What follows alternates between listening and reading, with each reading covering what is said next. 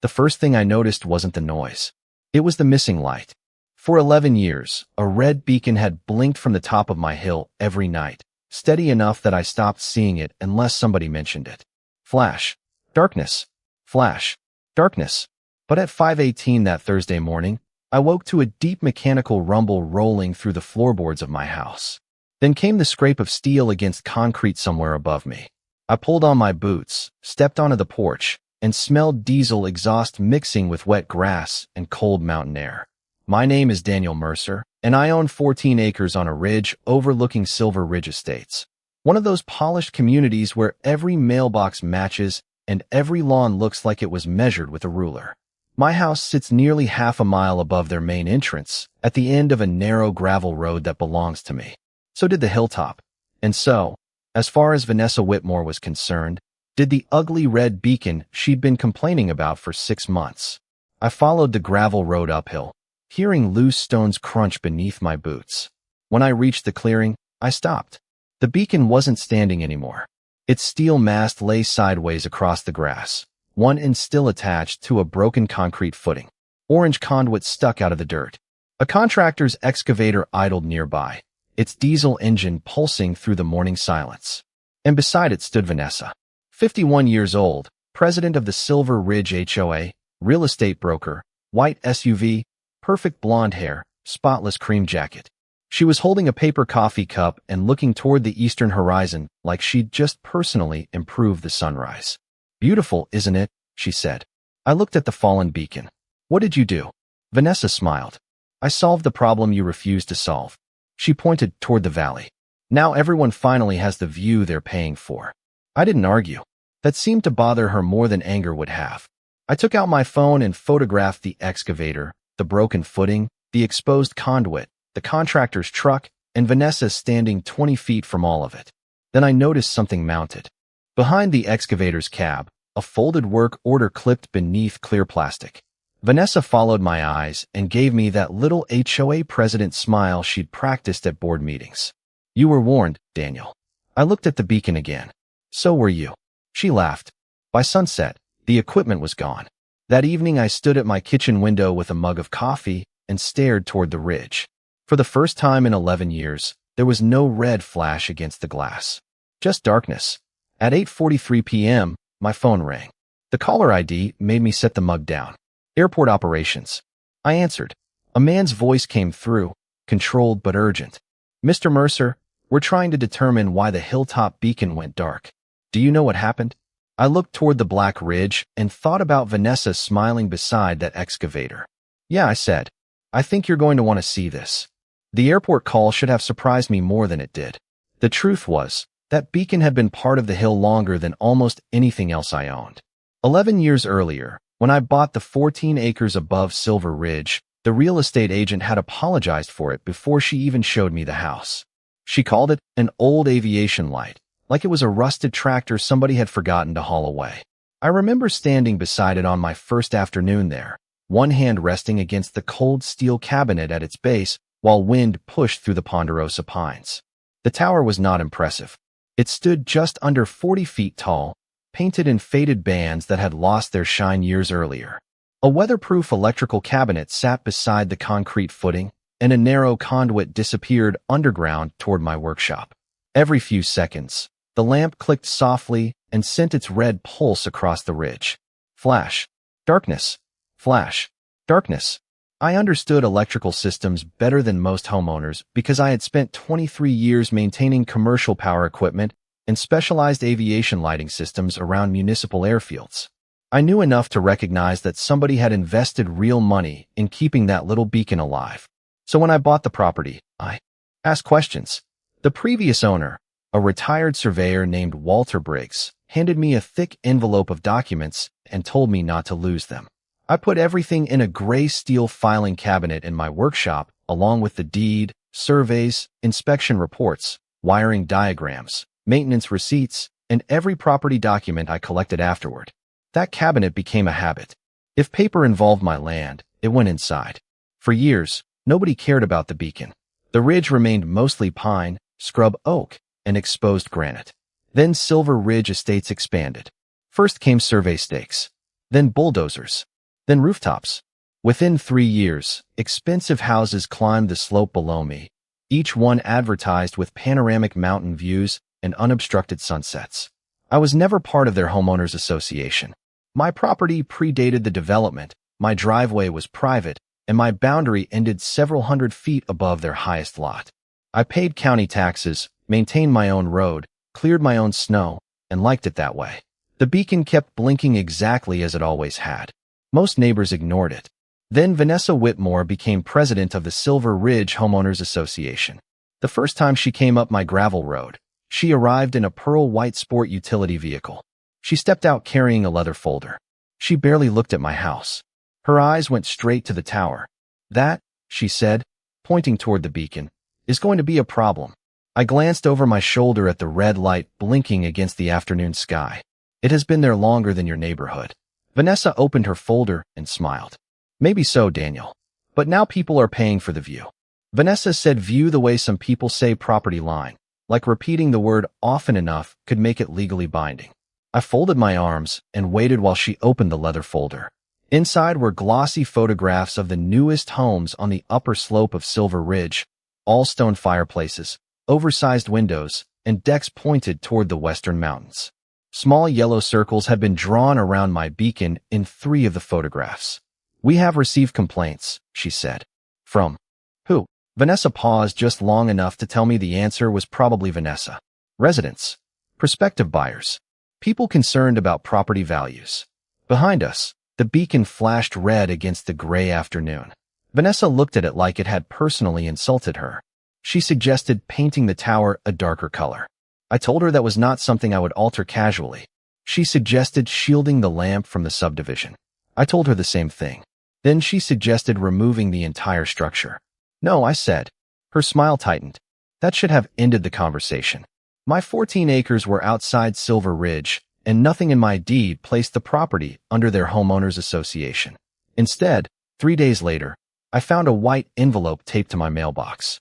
Notice of visual nuisance. Vanessa had cited a section of the Silver Ridge architectural standards covering exterior lighting. I read it twice at my kitchen counter. Then I pulled my survey from the steel cabinet and checked what I already knew. Their standards stopped at their boundary. Mine started several hundred feet uphill. I emailed Vanessa a copy of the survey with the property line highlighted. Her response arrived 17 minutes later. She said the association had authority over conditions that materially affected the community.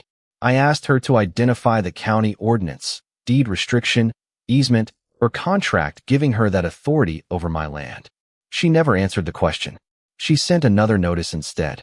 Then another. The language became heavier each time. Community standards, light pollution, visual interference, reduced marketability. By the 4th notice, she was threatening administrative penalties even though I was not a member of her association. I filed every page in the gray cabinet. I saved every email. I photographed every envelope. Years of electrical work had taught me something simple. When a system starts behaving strangely, you document before you touch anything. Vanessa mistook that silence for surrender. One Saturday afternoon, I heard tires grinding up my gravel road. Her white sport utility vehicle appeared through the pines, followed by a contractor's pickup. 2 men stepped out and began looking toward the beacon while Vanessa pointed across my property with a pen. I walked over. "Can I help you?" The contractor looked at Vanessa. Vanessa looked at me. "We are evaluating removal options." "Not on my property." One of the men immediately lowered his clipboard. Vanessa did not. "Daniel, you are being unnecessarily difficult. You are standing half a mile outside your association." Her jaw tightened. I pointed back toward the road. "You need to leave." The contractor returned to his truck without arguing. Vanessa stayed another few seconds, her perfume mixing strangely with pine and cold air. Before climbing into her vehicle, she turned toward me. "There are other ways to solve this." I watched her drive downhill until the white vehicle disappeared between the trees. Then I walked past the beacon to a ponderosa pine about 30 feet from the clearing. A small trail camera was strapped to the trunk, something I had installed months earlier to watch deer crossing the ridge. I checked the battery indicator, adjusted the angle slightly, and looked back at the red lamp. Flash. Darkness. Flash. Darkness. Vanessa thought our disagreement was about a view. What bothered me was that she had stopped asking permission. The next morning, Vanessa stopped pretending this was a polite disagreement. At 7:12, my phone buzzed against the kitchen counter while I was pouring coffee. The message came from the Silver Ridge Management Office, and the subject line read Final Compliance Demand. I opened it expecting another recycled paragraph about property values. Instead, Vanessa had attached a document calling my beacon an unauthorized exterior structure that created a visual disturbance within the community viewshed. Viewshed? I actually read that word twice. According to the notice, I had 10 business days to remove the structure or face a $500 daily assessment. Flash. Darkness. Flash. Darkness. I called the management office and asked a simple question. How exactly are you planning to find someone who does not belong to your homeowners association? The manager hesitated. Then she said, Vanessa would have to answer that. Vanessa called me 19 minutes later. Her voice had that polished calm people use when they want intimidation to sound professional. Daniel, this does not need to become complicated. It already is complicated. You are trying to enforce private association rules on property outside your association. Your structure affects our residents. That is not the same as jurisdiction. Silence. I could hear papers moving on her end. We have legal options, she said. Then use legal options. Another silence. Do not come onto my property without permission. She gave a short laugh. You are being dramatic over an obsolete light. That word caught my attention. Obsolete. Who told you it was obsolete? I asked. She did not answer. Instead, she said, It is an old tower on a hill, Daniel. Let us not pretend it is something important. I looked through the window toward the ridge. I would not make that assumption. She laughed again, but there was less confidence in it this time. That afternoon, I drove into town and had copies made of my deed, boundary survey, and the earlier email where I had explicitly told Vanessa that Silver Ridge had no permission to enter my land or alter the beacon. I sent the documents by certified mail to the association office and emailed identical copies to the board members. 4 days later, Vanessa appeared at a Silver Ridge board meeting and apparently announced that the beacon issue would be resolved before the next round of upper slope home showings. I knew because one of the residents, a retired accountant named George Palmer, forwarded me the meeting summary. One sentence had been underlined. President Whitmore confirmed that corrective action regarding the Hilltop visual obstruction was scheduled. I printed the page and placed it in the steel cabinet. The strange part was that she still had not produced a single document showing she had authority over my property. Not one. Friday evening, I walked up to the beacon before sunset. Wind rolled over the ridge. I checked the electrical cabinet, inspected the conduit, and listened to the familiar click of the relay. Everything was working. Normally, on my way back down, I stopped beside the ponderosa pine and checked the trail camera. Battery full. Memory card nearly empty. The lens covered the access road, the clearing, and most of the tower base. I tightened the strap and brushed pine needles away from the sensor. Monday morning, I had to drive 70 miles south to inspect a backup power system for an old client. Before leaving, I stood in the driveway and looked uphill. The beacon flashed once through the trees. Then again, Vanessa had been warned in writing. The board had been warned in writing. The property line was documented. The camera was running. I headed down the mountain. By the time I came home, the light was gone. I knew something was wrong before my truck reached the house. The ridge looked wrong against the evening sky. For 11 years, that thin steel mast had broken the horizon just above the pines. Now there was nothing there. I turned onto my gravel road and drove uphill instead of stopping at the house. Fresh tire tracks crossed the damp ground. Near the clearing, the smell hit me first. Diesel, disturbed soil, and the sharp electrical odor of freshly cut cable. I shut off the engine and stepped out. The silence felt wrong. No relay clicking. No familiar pulse against the trees. The beacon lay across the grass beside its damaged concrete footing. The orange conduit had been pulled from the ground, and the electrical feed had been disconnected. Training took over. Document first. Questions later. I photographed the access road, tire tracks, footing, conduit, cabinet, tower, and surrounding ground. I recorded a slow video from the road to the clearing. Then I noticed a laminated sheet lying near the edge of the gravel. It was a contractor work order. It read, Removal of obsolete visual obstruction. The authorization line carried Vanessa Whitmore's name. I photographed it exactly where it lay. Then my phone buzzed. An email from Vanessa had arrived less than an hour earlier. Daniel, I wanted to inform you that the long-standing visual nuisance affecting Silver Ridge has been professionally removed.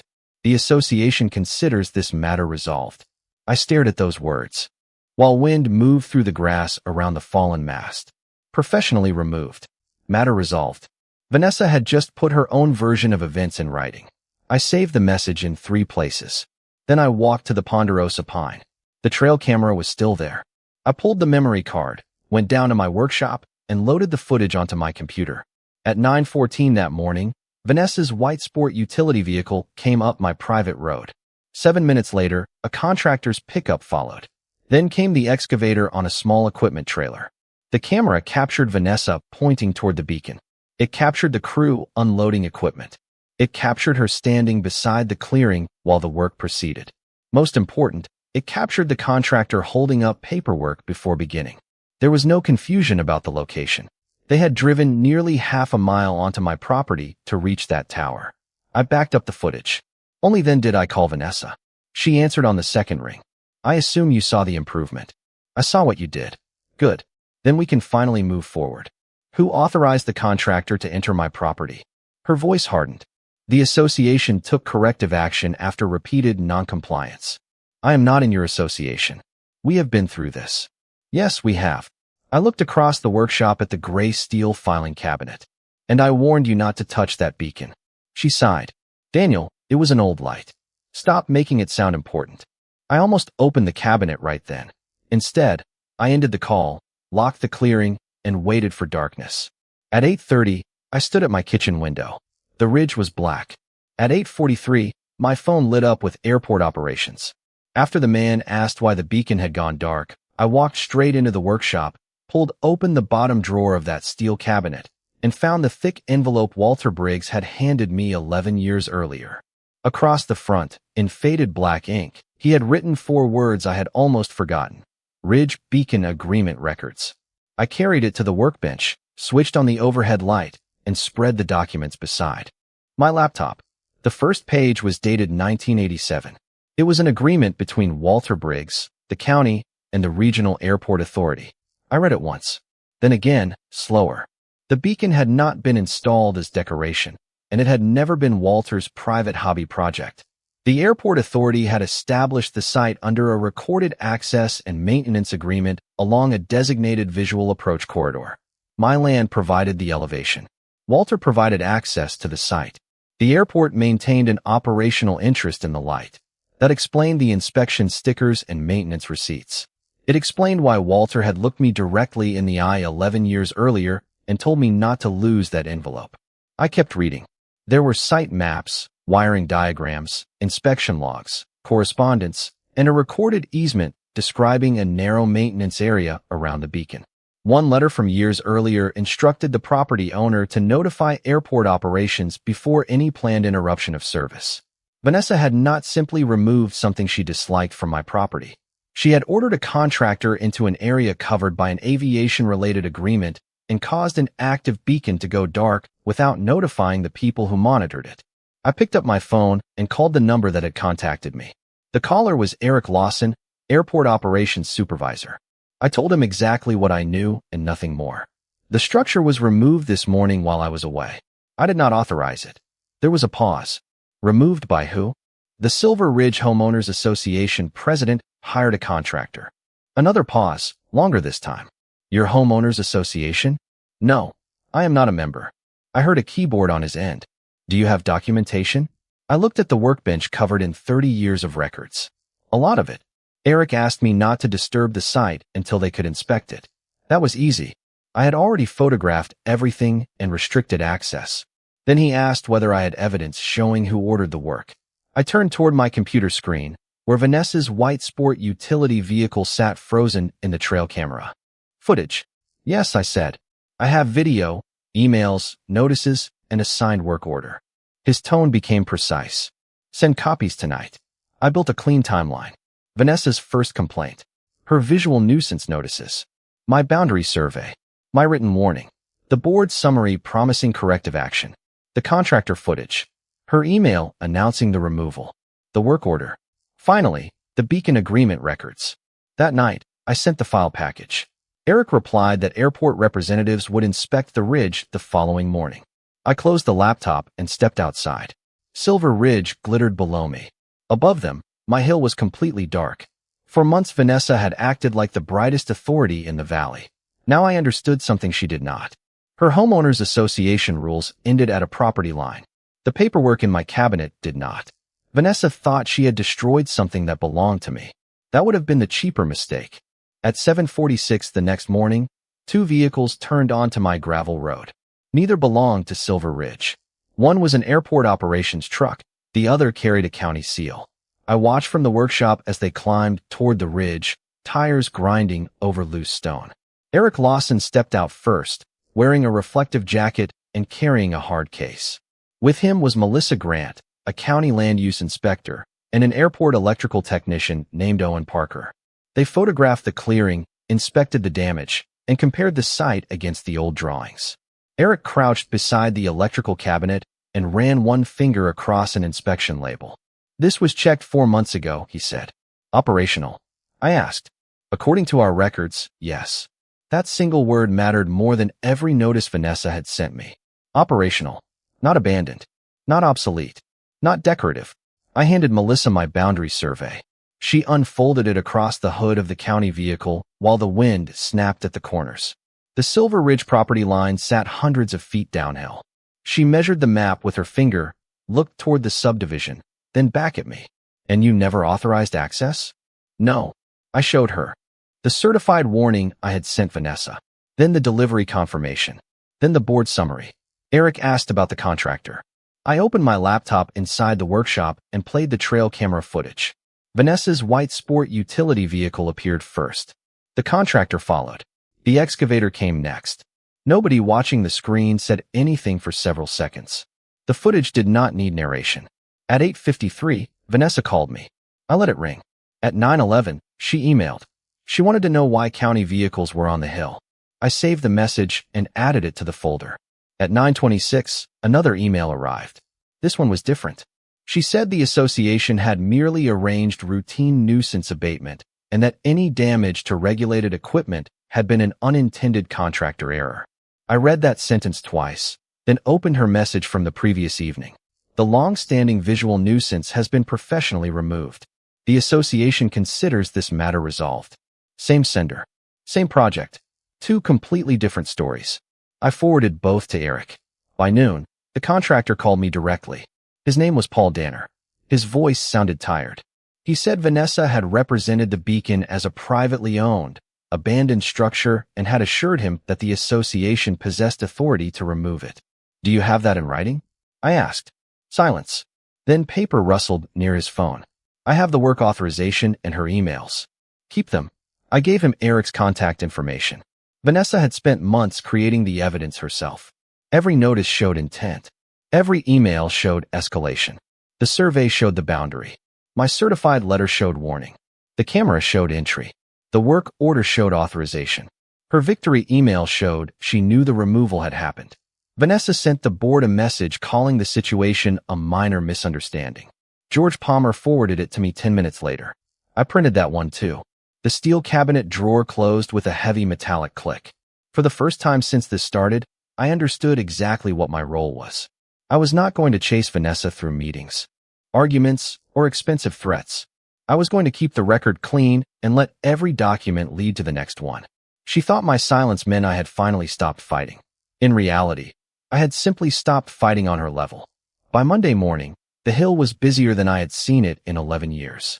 3 airport vehicles were parked near the clearing, a county engineering truck sat beside my workshop, and 2 technicians were tracing the underground electrical feed from the damaged conduit back toward the service panel.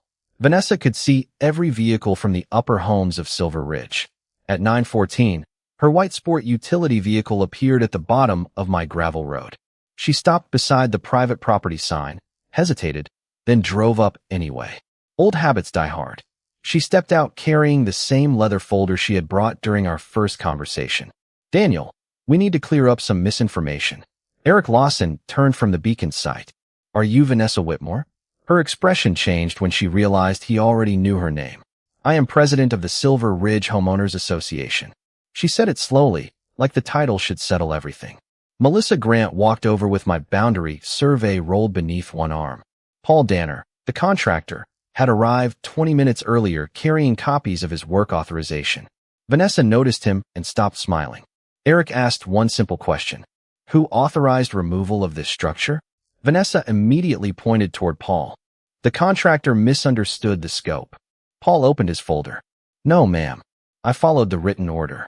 He handed Eric a printed email. Vanessa's polished expression tightened. That is being taken out of context. I said nothing. Eric read the page.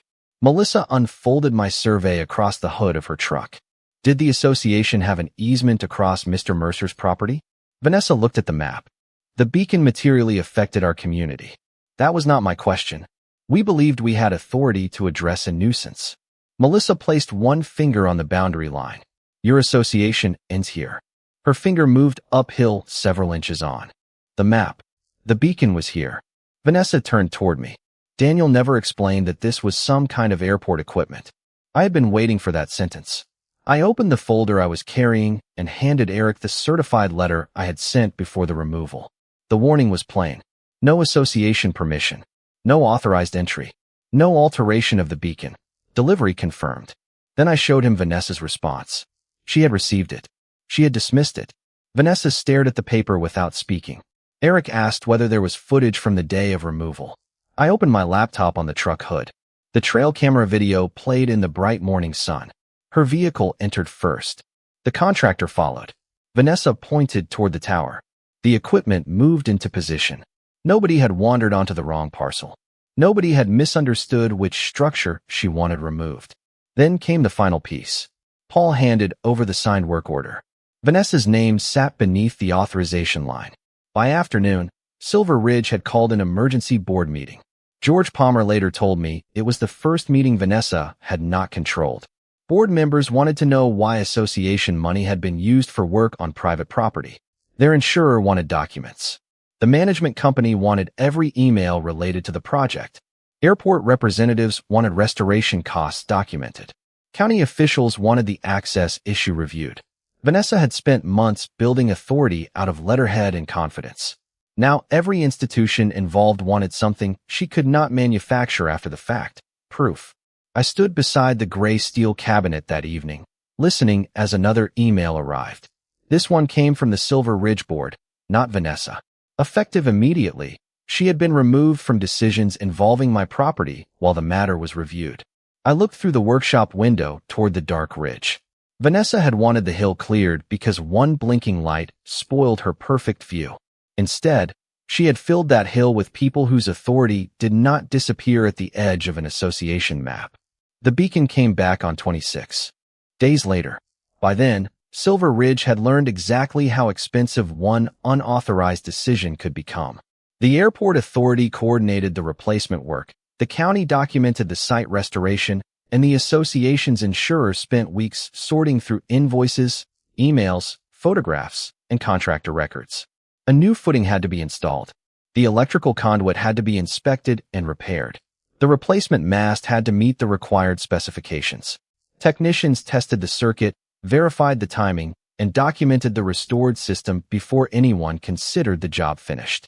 The final responsibility became a matter between the association, its insurer, and the parties involved. None of it came out of my pocket. Vanessa did not survive the fallout as president. At a special Silver Ridge meeting, homeowners demanded answers about why association money had been used to send a contractor nearly half a mile onto property the association did not own. George Palmer told me the room went quiet when the board displayed my certified warning beside Vanessa's authorization. She had claimed confusion. The paperwork showed notice. She had blamed the contractor. The work order showed direction. She had called the beacon obsolete. Airport maintenance records showed otherwise. Piece by piece, every explanation collapsed under something she had signed, sent, or ignored. The board removed her as president and began reviewing other decisions she had made without proper approval. I did not attend. I was home in my workshop when George called afterward. Rain tapped softly against the metal roof while the gray filing cabinet stood beside my workbench, looking exactly as boring as it always had. The following week, Silver Ridge sent me a formal written acknowledgement that my property was outside association jurisdiction. They also confirmed that no association representative or contractor would enter my land without permission. I filed that letter in the same drawer as everything else. Some habits are worth keeping. On the evening the replacement beacon was activated, Eric Lawson called and told me testing would begin shortly after sunset. I made coffee and carried the mug onto my porch. The October air was sharp enough that steam curled above the mug. Below me, Silver Ridge glowed in neat rows of porch lights and street lamps. Above it, the ridge remained dark. I waited. For almost a month, that darkness had felt unnatural. Then I heard the faint electrical click from uphill. A red pulse appeared between the pines. Flash. Darkness. Flash. Darkness. Same rhythm. Same hill. Same light. I stood there longer than I expected, listening to the wind move through the branches. Somewhere down the slope was Vanessa's house. From her windows, the beacon was visible again, exactly where it had been before she decided her view mattered more than boundaries, records, and permission. I never went down there to celebrate or send her a message. Every few seconds, the ridge delivered it for me. Flash. Darkness. Flash. Darkness. Vanessa wanted an unobstructed sunset. Instead, she ended up with a nightly reminder that authority has limits, paperwork has memory, and private property does not become community property because someone prints a notice on expensive letterhead. She thought justice would arrive shouting. It did not. It came through surveys, emails, signatures, and patient people doing their jobs. And when everything was finished, justice did something even better. It just kept blinking. If an HOA president crossed onto your land after being warned in writing and destroyed equipment she had no authority to touch, what would you do first? Confront her, call the authorities, or document everything and let the record speak? Tell me in the comments. And if you enjoy stories where arrogance collides with evidence and every ignored warning comes back with consequences, subscribe and turn on notifications. Because sometimes the strongest response is not the loudest one. It is the one with the survey, the timestamp, the signature, and the proof.